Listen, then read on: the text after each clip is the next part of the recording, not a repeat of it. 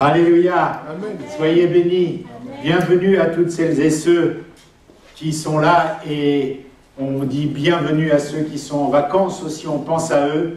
Seigneur, bénis-les sur leur lieu de vacances, mais surtout bénis-nous ce matin parce que c'est important que nous recevions ce que tu as à nous donner. Laissez-moi partager avec vous ce matin une réponse à une question que je me pose depuis longtemps. J'ai découvert un secret que j'aimerais partager avec vous. Ça vous tente? Voilà. Je me suis très souvent demandé, j'espère que vous aussi, pourquoi Dieu avait choisi de communiquer avec nous de l'intérieur. Pourquoi Dieu avait choisi la foi, en fait, pour parler avec nous. Il aurait pu parler verbalement, comme ça, à côté de nous, et on pourrait s'adresser à Dieu comme ça, on pourrait prendre le portable, lui parler, il y aurait d'autres modes de communication, mais il a choisi de nous parler de l'intérieur. Il aurait pu se faire voir tout le temps, une forme de manifestation de sa personne. Il n'a pas choisi ça, il a choisi de nous parler de l'intérieur. Il a choisi de nous parler par son esprit. Il a choisi de nous parler par la foi. Et je me suis longtemps demandé pourquoi la foi? Pourquoi ce mode de communion entre lui et nous? Il y en a tant d'autres. Vous avez posé cette question déjà? Non. Un oui. Mais vous avez tort. Parce qu'en se posant cette question, il y a vraiment des trésors à découvrir. Il y a vraiment un enseignement profond que Dieu veut nous donner. Parce que si on se pose des questions sur les choses qui le concernent, et si on se pose des questions sur ce qu'il fait avec nous, l'Esprit de Dieu nous éclaire. Alors, je vous en pose une autre question ce matin. Quel rapport il y a entre un croyant et le ministère de l'Intérieur? C'est un jeu de mots. Vous connaissez tous la définition de ministère. Vous connaissez tous la définition de l'intérieur, notre intérieur. Mais il y a aussi dans notre monde aujourd'hui le ministère de l'Intérieur. Pourquoi Dieu veut parler avec nous de l'intérieur? Pourquoi agit-il comme cela? Et quand on est croyant, et là je pense qu'on va se rejoindre, trouver Dieu en nous, trouver la façon dont Dieu parle en nous, c'est quelquefois compliqué. Et je suis d'accord avec vous, c'est pas toujours facile. On cherche Dieu là, on cherche Dieu là, mais on cherche plus rarement Dieu en nous, à l'intérieur de nous. Ça, c'est moins facile. Et c'est quelquefois injuste pour nous parce qu'il y a des gens qui y arrivent très bien. Il y a des gens qui disent « J'entends Dieu, je communie avec le Saint-Esprit ». Qu'est-ce qu'ils ont des fois de plus que nous pour bien comprendre la vie de l'Esprit? Qu'est-ce qu'ils ont de plus que nous pour bien comprendre la vie intérieure? Parce qu'il y a des gens, vous êtes d'accord avec moi, on a vraiment l'impression que Dieu est en eux, il leur parle à l'intérieur, ils comprennent Dieu. Ils ne le cherchent pas là-haut sur la montagne, ils ne le cherchent pas de l'autre côté de la mer. Ils ont bien compris. Ça semble injuste. Toi, tu cherches peut-être tant à avoir cette relation avec Dieu de l'intérieur. Ou peut-être tu n'y as jamais pensé. Finalement, tu as basé ta foi sur le faire. Il faut faire. Mais sur le être. Je suis. Ou alors, peut-être que des gens se disent c'est un peu compliqué quand même, toutes ces choses de la vie de l'esprit, de la vie intérieure. Alors on balaye, on a une mauvaise solution pour ça. Il y a des croyants, ils sont champions, ils ont inventé des doctrines, ils disent bon, la vie intérieure, la vie de l'esprit, toutes ces choses, c'est fini. Vous voyez, comme ça, c'est une mauvaise solution. On dit que c'est la bonne solution, ça n'existe plus, ça nous concerne moins. Alors on évacue tout ce qui est vie intérieure, tout ce qui est personne du Saint-Esprit, tout ce qui est communion avec Dieu, tout ce qui est don spirituel, parce que comme c'est un peu compliqué, et comme on n'a pas vraiment souvent des rendez-vous avec l'intérieur de nous-mêmes, là où il semblerait que l'Esprit de Dieu ait fait sa demeure, eh bien, on évacue par une doctrine en disant non, mais après tout, c'est peut-être fini, tout ça, ça n'existe plus. Ou finalement, la base de la vie du croyant, c'est plutôt dans le faire que dans le être. Et j'aimerais partager avec vous cet enseignement qui me semble profond ce matin. Dieu a choisi de nous guider et de nous parler de l'intérieur. De l'intérieur. Et on a vraiment tout intérêt et une extrême urgence à se poser un instant ce matin et à comprendre cela. Alors vous pouvez dire encore un message sur le Saint-Esprit, sur la vie de l'intérieur et tout. Non. C'est un message qui va te donner un aspect de compréhension sur quelque chose qui est fondamental pour toi et dont tu as absolument besoin parce que Dieu a choisi de communiquer avec toi de cette façon. Et tu dois savoir ces choses au point de les imprégner, au point d'y réfléchir, au point de se poser un instant. Ce n'est pas un enseignement à entendre, c'est un enseignement à digérer, un enseignement à mâcher. Dieu a choisi de nous communiquer, de communiquer avec nous de l'intérieur, parce que la Bible nous enseigne que nous sommes programmés de l'intérieur par Dieu. Nous sommes programmés de l'intérieur par Dieu. Et je vous invite à faire un retour en Éden, un retour aux sources. J'avais commencé à vous en parler la semaine dernière. Faisons ensemble ce retour aux sources dans le jardin d'Éden avant la chute. Juste au moment où Dieu crée l'homme et la femme. Qu'est-ce qui se passe? La Bible nous dit que Dieu prend un peu de la terre et qu'il crée l'homme de la terre, et que après, quand il va souffler son esprit dans ses narines, d'une âme et d'un corps, il va faire un être. D'accord? C'est donc le souffle de Dieu, c'est donc l'Esprit de Dieu qui va nous donner le fait de devenir un être, corps, âme, esprit. On était un corps, on était une âme, et quand l'Esprit souffle, on devient corps, âme, esprit, un être vivant. Et le souffle de vie, le souffle de Dieu, il est en nous. C'est en soufflant dans nos narines, à l'intérieur de nous, que nous sommes devenus un être vivant. Donc le plan original de Dieu était de nous donner vie en nous insufflant son esprit par l'intérieur. Ça, c'est ce que déclare la parole. Et nous devons prendre conscience que dans le plan original de Dieu, nous sommes, je suis, programmé de l'intérieur pour recevoir les choses de l'intérieur. C'est de l'intérieur qu'est venue la vie, c'est de l'intérieur que vient le souffle de vie, et nous sommes des êtres spirituels. Nous sommes des êtres spirituels. Vous savez ce qui s'est passé dans le jardin d'Éden? L'homme a désobéi à Dieu et il a perdu la faculté de recevoir par l'Esprit de Dieu qui avait fait sa demeure en lui, de recevoir les injonctions, les paroles, les conseils de Dieu. À partir du moment, de façon simple, où l'homme a péché, l'Esprit de Dieu s'est retiré de lui. On est d'accord?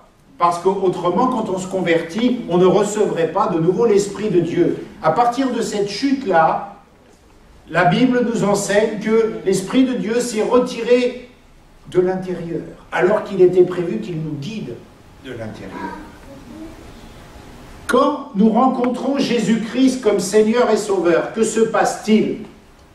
La Bible nous dit que quand tu entends le message de l'Évangile, quand tu acceptes Jésus-Christ comme Seigneur et Sauveur, quand tu acceptes le fait qu'il soit mort à la croix pour le pardon de tes péchés, quand tu acceptes le fait qu'il soit ressuscité et que tu dis oui et amen à cela, eh bien l'Esprit de Dieu vient donner vie, vient ressusciter ton esprit qui était mort aux choses de Dieu. Deuxième action, ton esprit mort est ressuscité. Donc Dieu recrée en toi la faculté de redevenir un être spirituel. Et il recrée en toi la capacité de pouvoir de nouveau être guidé de l'intérieur. Amen. Par son esprit.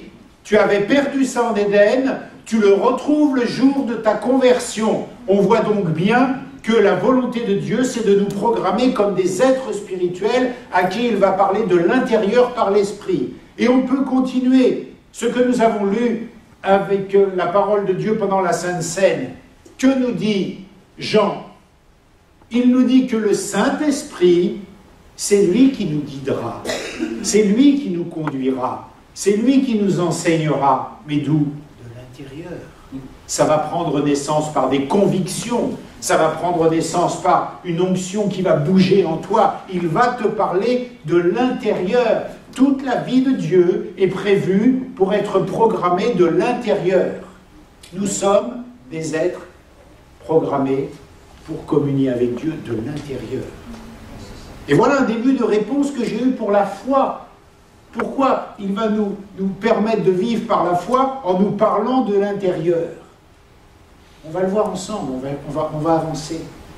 Mais déjà la Bible nous enseigne que Dieu, que ce soit en Éden, que ce soit à la conversion ou que ce soit dans la vie chrétienne, il nous guidera par son esprit.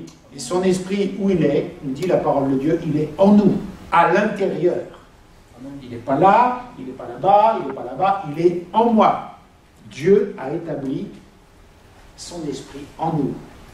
L'esprit de Dieu a fait de nous sa demeure. Il est en nous. Nous sommes des êtres spirituels.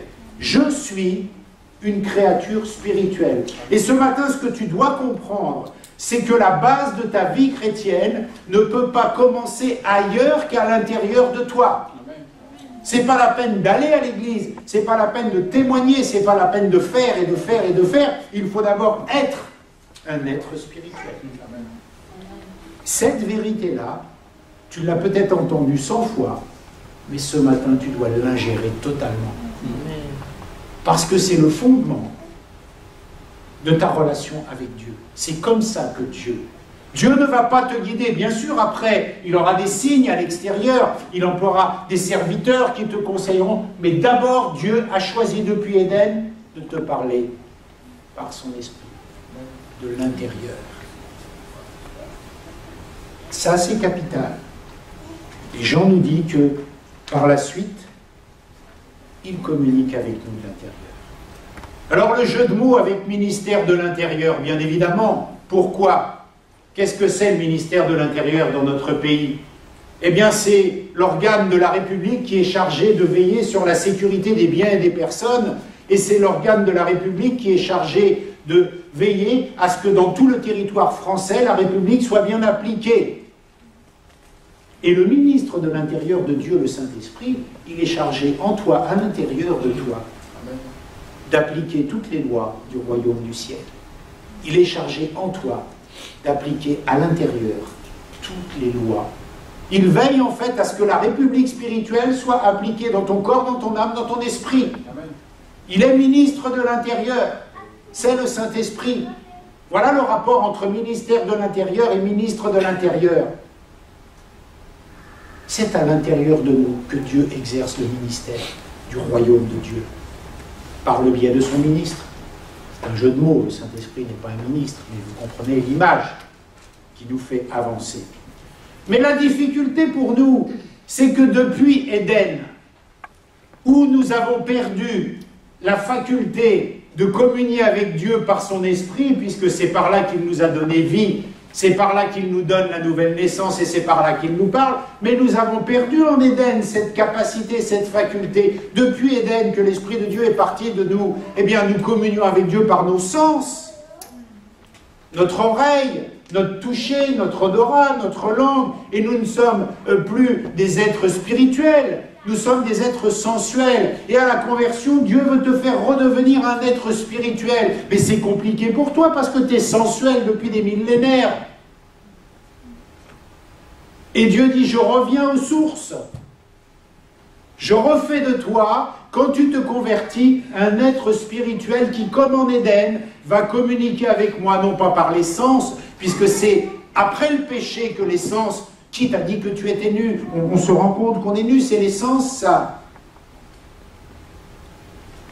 C'est après le péché qu'on a commencé à développer nos sens.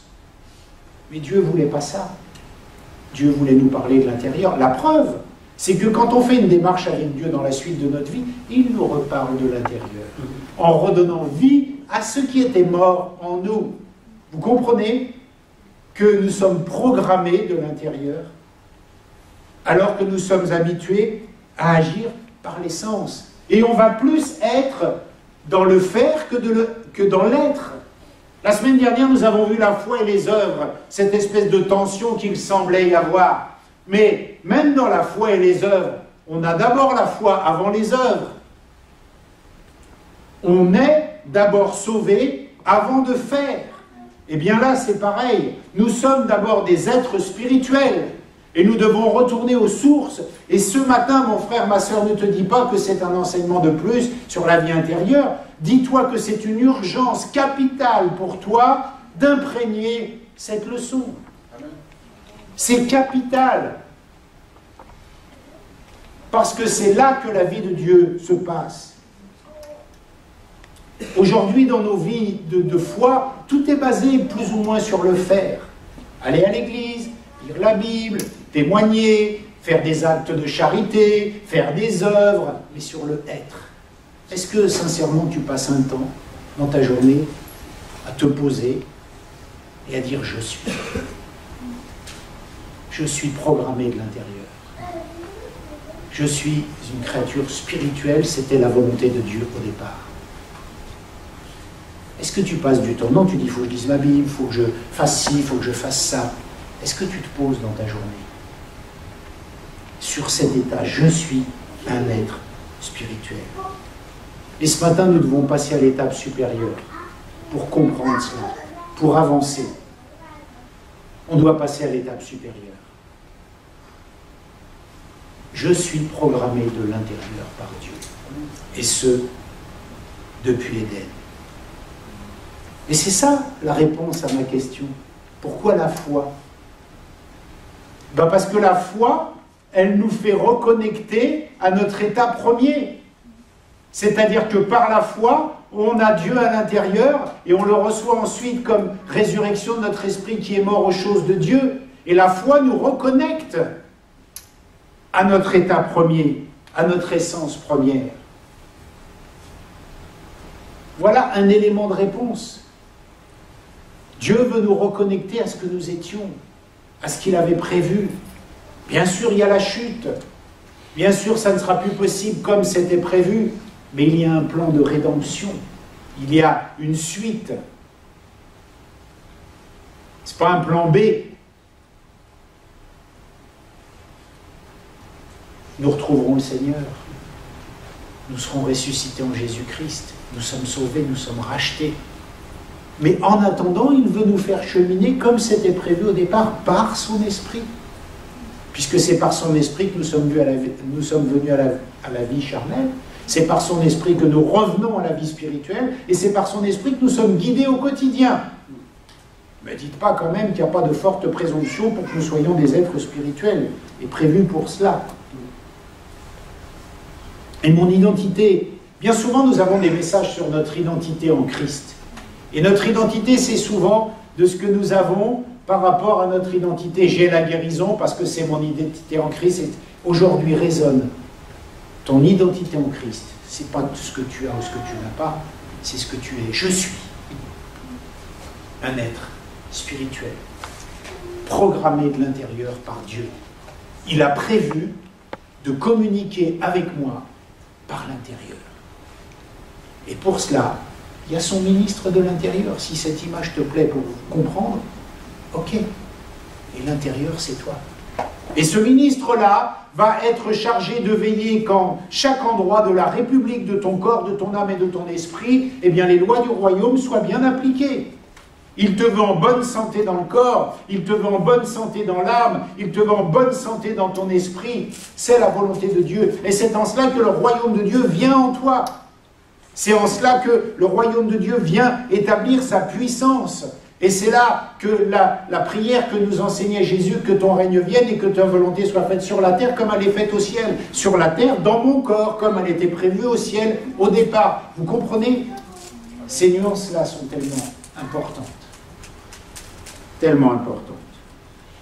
Et ce matin, le premier exercice que tu vas faire, c'est de trouver un point où tu n'y arrives pas dans ce premier fait. Je m'explique mieux. Nous venons de déclarer que je suis une créature spirituelle.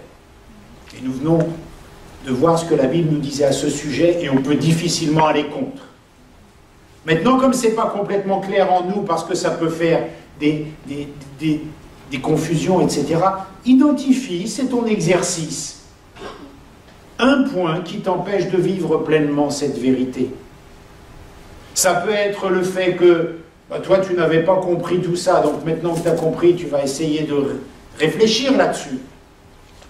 Ça peut être que ça te semble trop dur à trouver en toi une vie de l'esprit parce que tu n'avais même pas compris que l'esprit venait en toi faire sa demeure et qu'il venait te parler de Dieu et que Dieu te parlait d'abord à l'intérieur de toi par son esprit. Ça peut être pour toi quelque chose qui est compliqué à comprendre parce que pour toi l'esprit c'est rien du tout, c'est juste une force, c'est juste un souffle. Il peut y avoir plein de raisons et je ne peux pas toutes les donner parce que je ne suis pas toi. Mais si tu veux avancer, passe à l'action.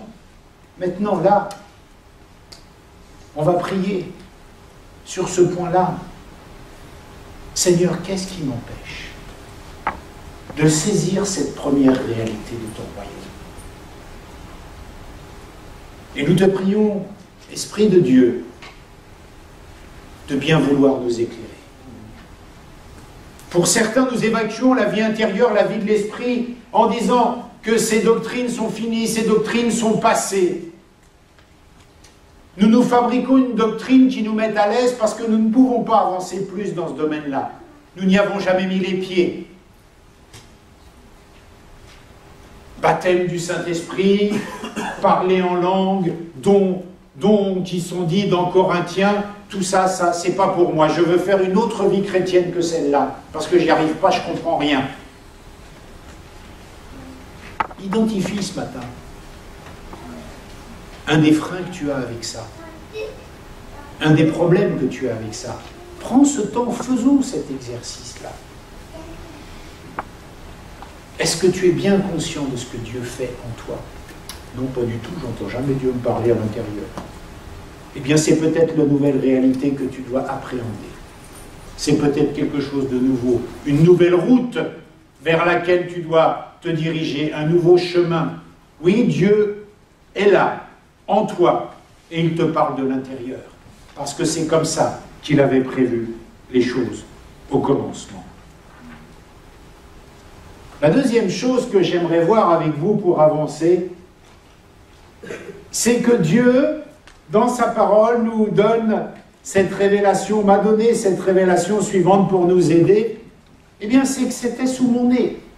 Vous connaissez cette expression? Mais c'était sous mon nez. Je ne l'ai pas vu. Ça vous arrive de chercher quelque chose, de dire mais je ne le trouverai jamais, c'est impossible, et puis c'était sous mon nez. Prenons un exemple. Histoire des chaussettes.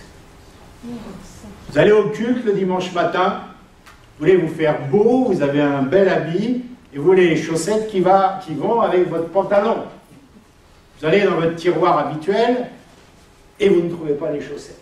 Moi, en tous les cas, mon histoire, tout de suite, j'appelle mon épouse, je lui dis « Où est-ce que sont les chaussettes bleues qui vont avec mon costume bleu ?»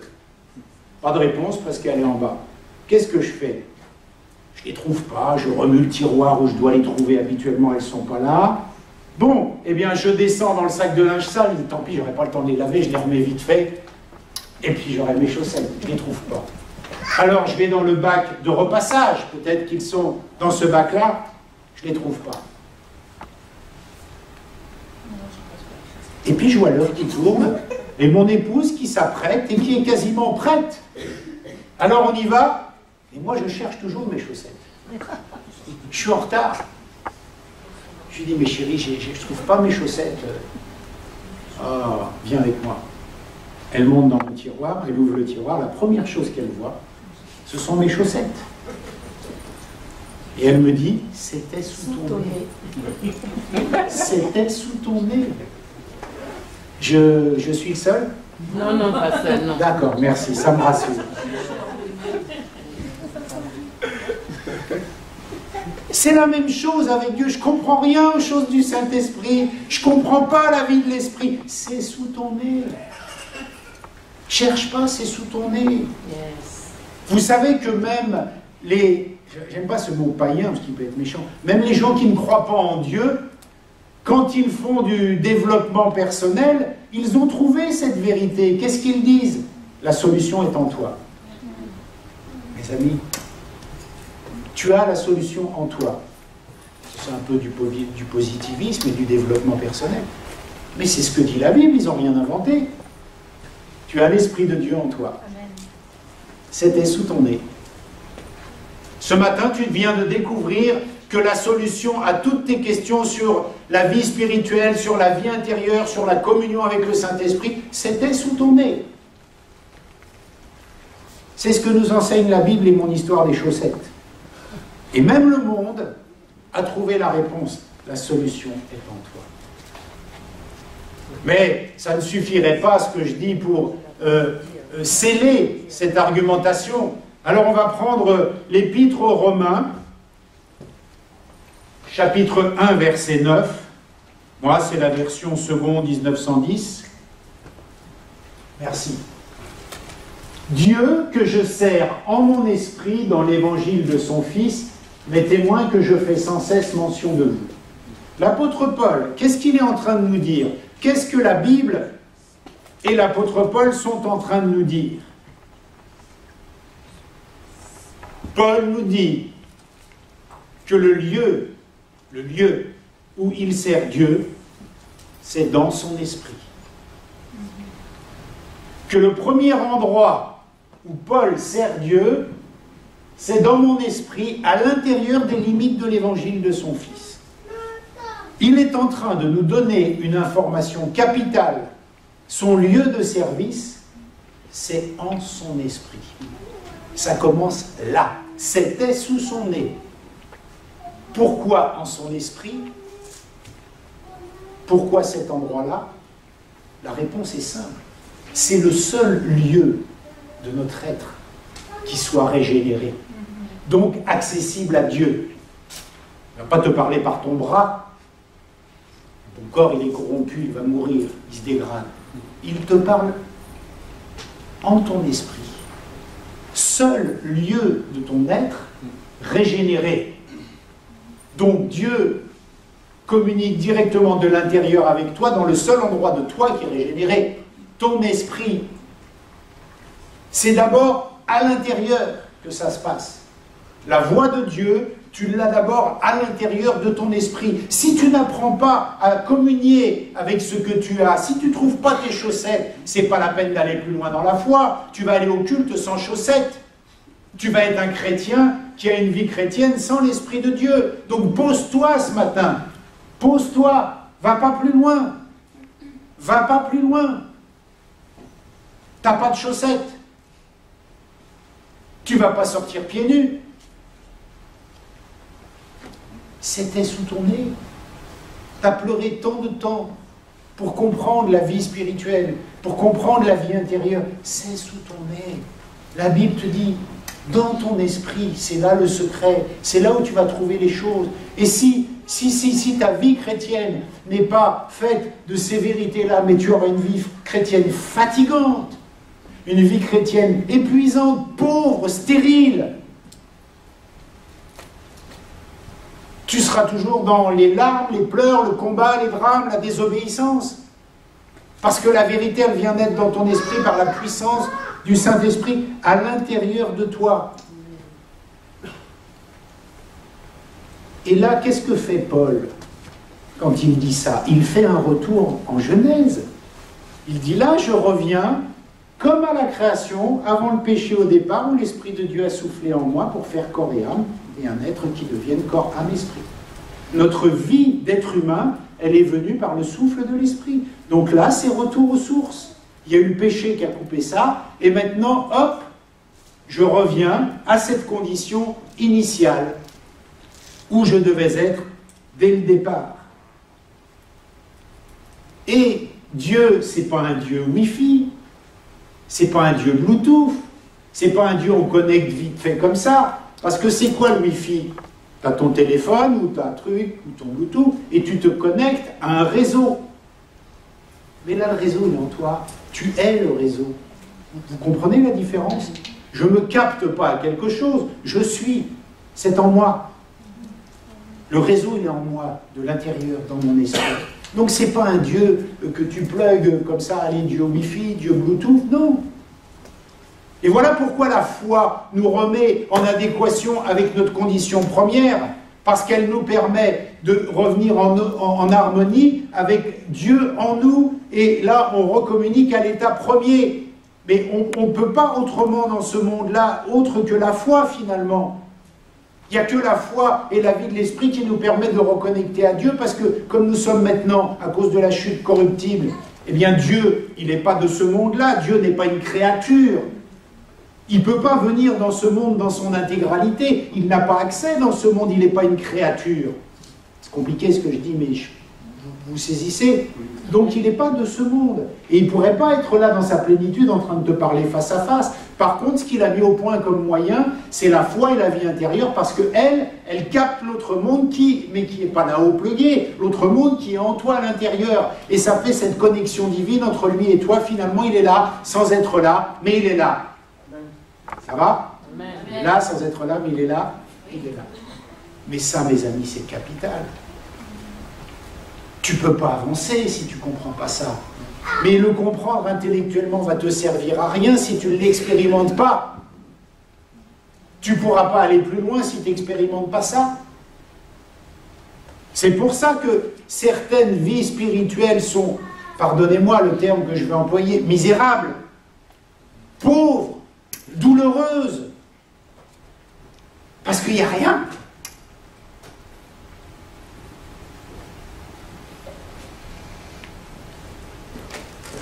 Je dois communier avec Dieu en moi.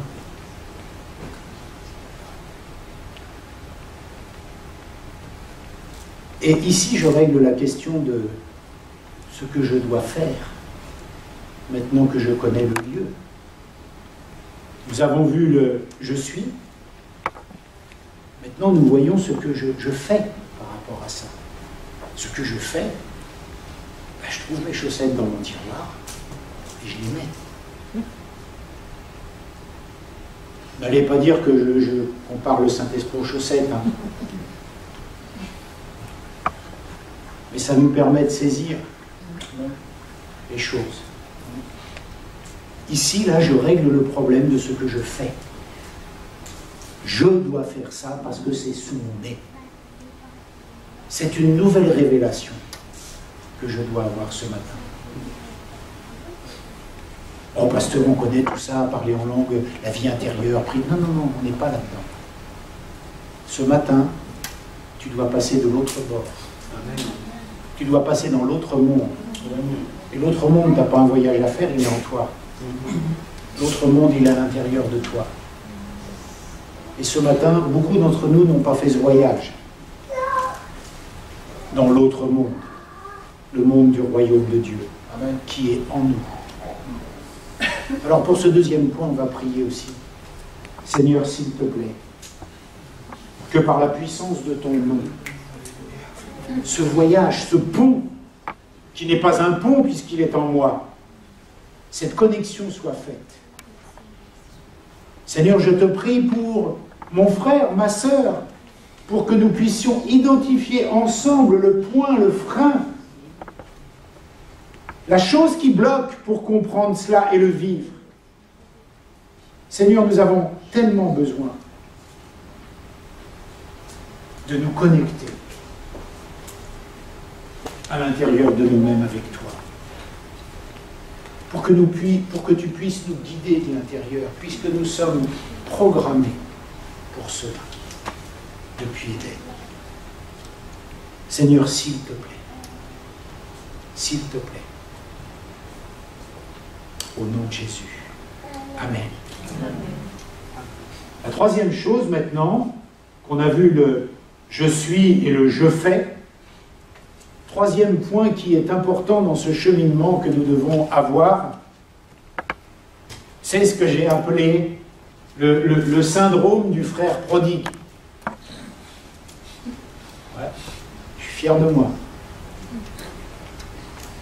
Vous savez ce que c'est le syndrome du frère prodigue?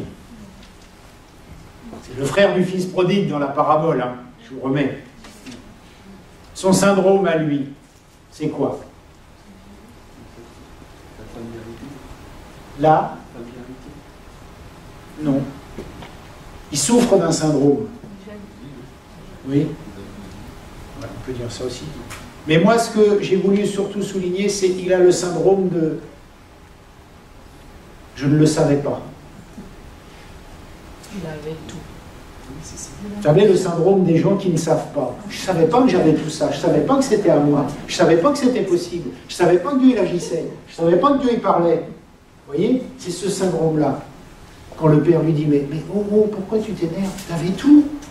Ah, mais je ne savais pas que je pouvais faire tous les biens de la famille, que je pouvais... C'était à toi, lui dit le père. Tu avais tout.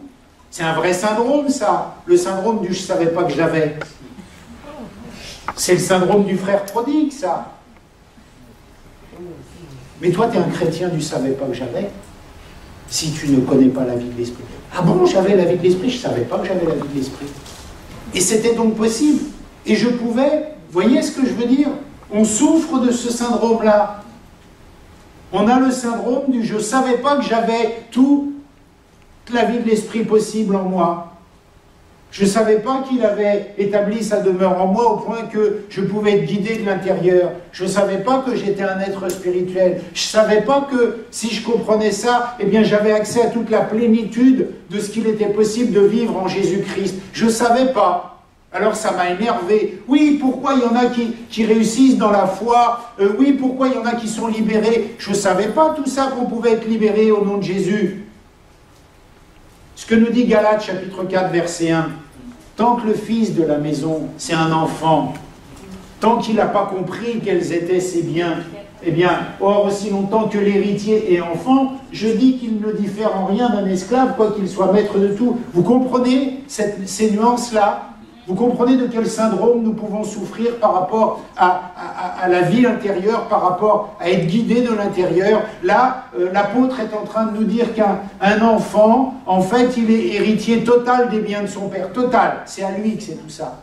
Mais tant qu'il n'a pas pris conscience de ça, il ne diffère en rien d'un esclave dans sa maison, parce qu'il n'a pas pris la dimension de ce qu'il a. Il n'a pas pris la plénitude de ce qu'il a. Et nous, on souffre de ça, le syndrome de « je ne savais pas ».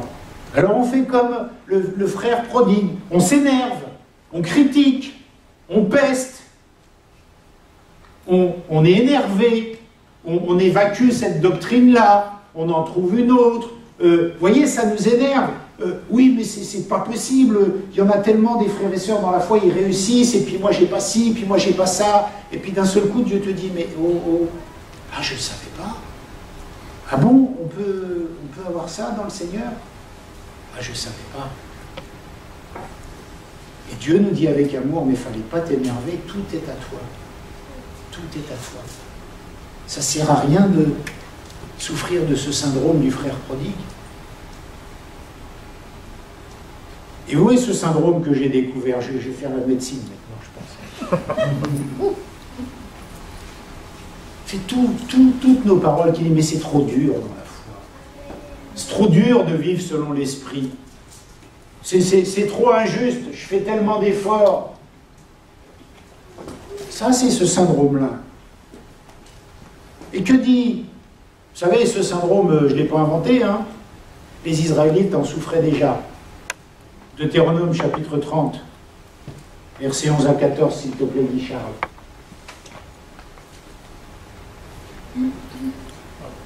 Deutéronome, chapitre 30, verset 11. Ce commandement que je te prescris aujourd'hui n'est certainement point au-dessus de tes forces et hors de ta portée. Il n'est pas dans le ciel pour que tu dises « Qui montera pour nous au ciel et nous l'ira chercher, qui nous le fera entendre afin que nous le mettions en pratique ?» Il n'est pas de l'autre côté de la mer pour que tu dises « Qui passera pour nous de l'autre côté de la mer et nous l'ira chercher, qui nous le fera entendre afin que nous le mettions en pratique ?» 14. C'est une chose au contraire qui est tout près de toi. Et là, elle est tellement près de toi que la parole le situe à l'intérieur, dans ta bouche, dans ton cœur, afin que tu la mettes en pratique. En ce temps-là, le peuple hébreu dit « Oh, mais c'est un truc de fou, la loi, faut... mais on ne peut pas monter au ciel, on ne peut pas traverser la mer. » Et il dit « Hey, calmez-vous les gars. C'est pas, Dieu ne nous demande pas des choses impossibles à faire.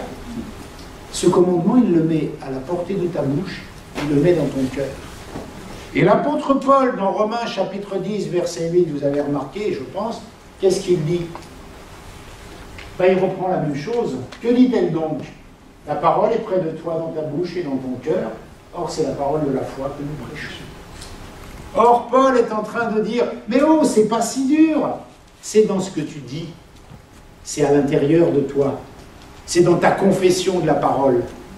C'est dans ton cœur, dans ce que tu crois, dans ce que tu admets. C'est à l'intérieur de toi. Vous voyez qu'encore une fois, on est dans la notion qu'on est guidé de l'intérieur. Tu ne peux pas souffrir du syndrome de « je ne savais pas, j'avais pas », puisque tu es en train de dire « mais qui va gravir cette montagne pour pouvoir accomplir ce commandement de Dieu ?» Et là, on leur dit « non, stop les gars.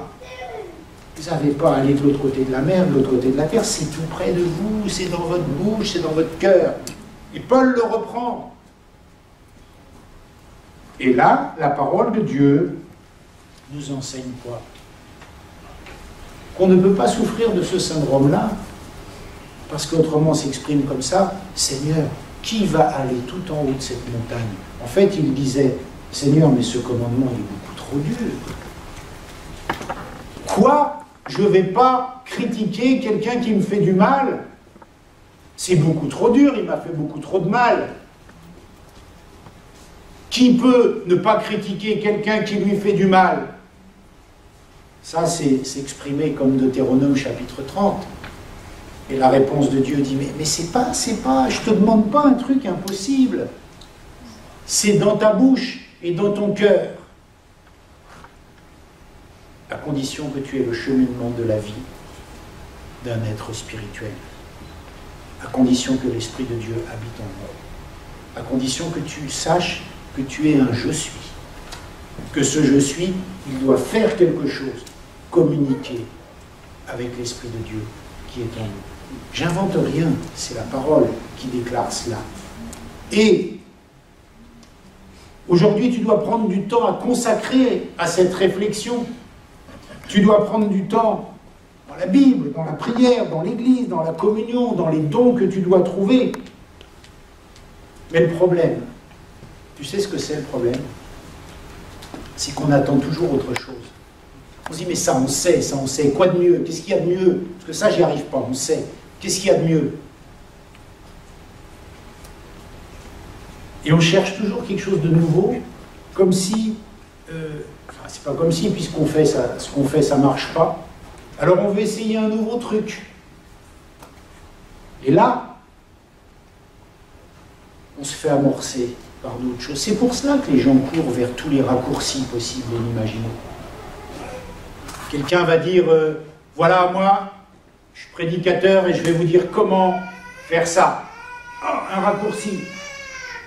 Est-ce que Dieu aurait créé des choses qui ne sont pas valables et qu'on ne peut pas vivre et qu'on ne peut pas appliquer? Mais vous remarquerez que c'est juste la même chose, dite d'une autre façon, voire certaines fois une hérésie. Et là, on va se faire amorcer par tous les beaux messages, parce qu'il semble présenter quelque chose de nouveau. Je vous rassure, personne ne réinventera la roue. Elle a déjà été inventée. Personne ne réinventera l'eau chaude. Maintenant, dans la façon dont je vais te présenter les choses et te faire courir dans une assemblée ou dans une autre assemblée ou par un message YouTube, Tu vas peut-être être amorcé, croyant qu'il y a un raccourci dans ce que tu n'arrives pas toi dans ton quotidien. Je te fais un exemple de base. Si je te dis, message de dimanche, Dieu veut que nous prions. Ouais, bon, pas très intéressant, on sait qu'il faut prier, d'accord? Vous êtes d'accord, c'est pas très attractif. Par contre, si je me mets une grande blouse blanche, un habit, des belles chaussures, que je commence à faire comme ça, à bouger un peu et tout, puis je dis, voici ce que Dieu souhaite. Il va radicalement changer ta vie. Ta destinée. Ça va changer. Alors tu es là. Qu'est-ce qu'il veut? C'est que tu pries. Mais là, tu as dit exactement la même chose que le premier exemple que je t'ai dit. Fin de l'histoire. Ah bon, c'est pour ça que tu as fait tout le cinéma? Mais seulement en attendant, tu as couru vers autre chose. Parce que la façon dont c'était présenté, Dieu veut te délivrer un secret qui va radicalement changer ta vie. Waouh! Après ça, quand tu vas savoir ce que j'ai à te dire, tu ne seras plus jamais le même homme, plus jamais la même femme. Waouh, ça y est, j'ai trouvé une super église. Qu'est-ce qu'il faut faire? Il faut que tu pries. Ah ben oui, mais l'autre, il m'avait dit que son message le dimanche, venez, on va prier. Vous saisissez la nuance? Il n'y a pas de raccourci. Il n'y a pas de choses nouvelles. C'est juste la façon dont on va te le présenter pour t'amorcer. Mais on va te faire sortir de ce dans quoi tu es pour aller vers ce dans quoi de toute façon tu seras. La même chose. Il n'y en a pas qui lavent plus blanc. Tu dois comprendre ces vérités-là de ce matin. Je peux te les faire à toutes les sauces. Tu devras quand même en passer par comprendre que tu es une créature créée pour être guidée de l'intérieur. Tu devras comprendre quand même que c'était sous tes yeux, qu'il faut trouver tes chaussettes. Et tu devras comprendre quand même, comme Paul, que ça se passe en ton esprit, par l'intérieur. Dieu n'a pas donné de mauvais outils. Hein. C'est pas parce que je vais mettre une grande blouse blanche et que je vais faire des effets de tremblement que ça va changer. Ça sera la même chose, parce que Dieu a donné de bons outils. Sa parole, la sanctification, la communion fraternelle, la vie de l'esprit. Voilà tous les outils. Le pardon, la repentance, la foi, l'amour, la charité, j'en passe, et les meilleurs. Et comme Dieu ne fait pas partie de cette création, et qu'il n'est pas une créature, pour te connecter avec lui, il t'a mis son esprit en toi, le jour où tu l'as accepté comme Seigneur et Sauveur, en ressuscitant la partie de nous qui est morte à la vie de Dieu. Il communique avec nous dans ce monde qu'avec la seule partie de nous qui est régénérée, notre esprit. C'est cette seule partie-là. Et là, je règle la question finale du je suis, du je fais, et je le fais comment? Si je règle ces trois questions-là, j'ai tout bon. J'avance. Alors, ce n'est pas un message qui va te dire va faire la communion de l'esprit, etc. Non, non. Le but, c'est que ce matin, nous comprenions, nous avancions ensemble et que nous puissions identifier pour chacune des étapes les freins que je peux avoir avec telle ou telle partie de ces enseignements-là. Parce qu'il y a des freins, il y a des blocages, il y a des choses que je n'ai pas comprises, il y a des choses que je ne peux pas mettre en pratique parce que, pour plein de raisons, et le but, c'est de se poser et de faire action. Action. Bon d'accord, pasteur, tu m'as convaincu, j'avais rien compris, je ne sais pas comment la vie de l'esprit, mais je veux bien croire à ton message. Ok, là tu as déjà fait un progrès. Là tu as déjà avancé. J'étais contre la doctrine de la vie de l'esprit, du baptême du Saint-Esprit, mais là je vais peut-être un peu évoluer parce qu'il semblerait, ok, là tu as fait un pas en avant. Là tu as avancé un peu. Et c'est ensemble que nous avancerons dans ce domaine. Et tu dois trouver un problème à identifier dans chacune des trois parties que nous venons de voir là ce matin. Peut-être que tu n'avais pas compris que tu étais un être spirituel, tout simplement. Ça t'avait échappé parce que toi, tu as un bras, des bras, des jambes, des oreilles, une bouche, un nez, des yeux. Tu es un être sensuel. Non, ton essence première, c'est pas celle-là. Tu t'es mis à vivre par l'essence après la chute. Mais au départ, l'Esprit de Dieu était en toi, c'est comme ça qu'il nous a donné vie, en soufflant dans nos narines. Et ça, je l'ai perdu. Alors ça a été redonné par la conversion. Il est revenu en nous, il a ressuscité cette partie de moi qui était morte. Et la Bible dit, maintenant il va continuer à te guider de l'intérieur. Le Saint-Esprit, il vous conduira, il vous enseignera, il vous dira. Mais il est où le Saint-Esprit? Je ne le vois pas, il est en toi. Donc tu vas d'abord être guidé de l'intérieur. Bien évidemment que Dieu va donner des confirmations extérieures. Nous voyons dans l'Ancien Testament majoritairement, ils n'avaient pas l'Esprit en eux en permanence, comme nous pouvons l'avoir dans la notion de la nouvelle naissance. Alors Dieu faisait des choses extérieures, des signes extérieurs énormes, mais parce qu'il fallait voir ces choses-là. Mais là, la nuée, elle est en nous, nous sommes guidés de l'intérieur. Bien sûr que Dieu, même dans la Nouvelle Alliance, continuera d'agir tantôt d'une manière par les circonstances, tantôt d'une manière par un frère qui va nous dire quelque chose ou une sœur, mais d'abord de l'intérieur. Ça ne pourra pas aller avec le vouloir et le faire qu'il produit en toi. Dieu nous donne le vouloir, le faire, le désir. Et tu ne peux pas, de toute façon, si tu as une relation avec Dieu en ce sens-là, faire quelque chose qui sera totalement à l'opposé de ce que Dieu semble te dire à l'intérieur.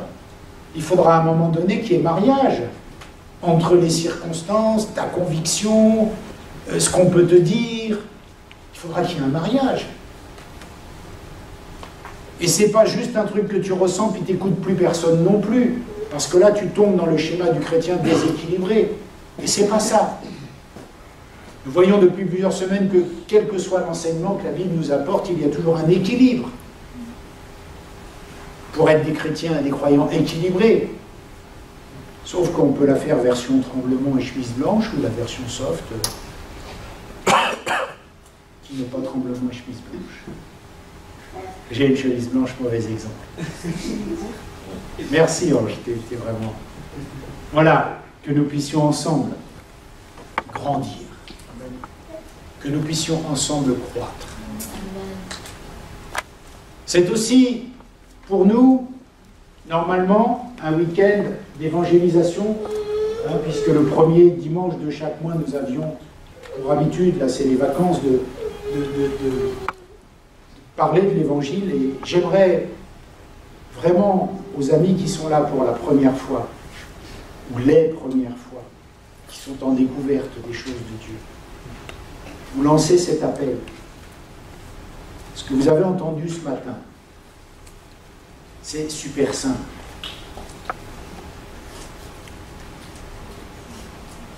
Tant que je ne connais pas Dieu, mon esprit, il n'est pas réceptif aux choses de Dieu, parce que mon esprit est mort aux choses de Dieu. Et la Bible nous dit qu'il y a un message simple qui fait revivre cela. Le message simple, c'est le suivant. Dieu a tant aimé le monde qu'il a donné son Fils Jésus-Christ, afin que quiconque croit en lui ne périsse point, mais qu'il ait la vie éternelle.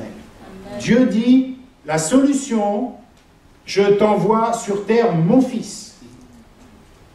Mon Fils, ils vont l'attraper, ils vont le crucifier, mais je le ressusciterai. Il ne sera pas mort pour rien, parce qu'il a accepté de mourir à la croix pour que tes péchés soient pardonnés. Tout ce que tu as de plus sale en toi, il l'a pris par sa mort à la croix. Mais pour te montrer que si tu crois à ce message-là, tu as raison d'y croire et qu'il y a une puissance, il l'a ressuscité d'entre les morts, pour dire c'est vrai, pour témoigner. Et la Bible dit, si tu veux bien accepter Jésus-Christ comme Seigneur et Sauveur dans ta vie, eh bien, ton esprit, qui était mort aux choses de Dieu, à la conception même de Dieu, va d'un seul coup renaître, revivre, à comprendre ce que Dieu a fait, qui il est et ce qu'il veut. Alors je vous redonne l'occasion, ce matin, si ce message fait écho dans votre cœur, si vous avez envie d'accepter ou de continuer cette voie de chemin avec Jésus-Christ comme Seigneur et Sauveur, eh bien, on va prier avec vous. Pendant peut-être que la louange va nous guider un peu. Merci, Jules.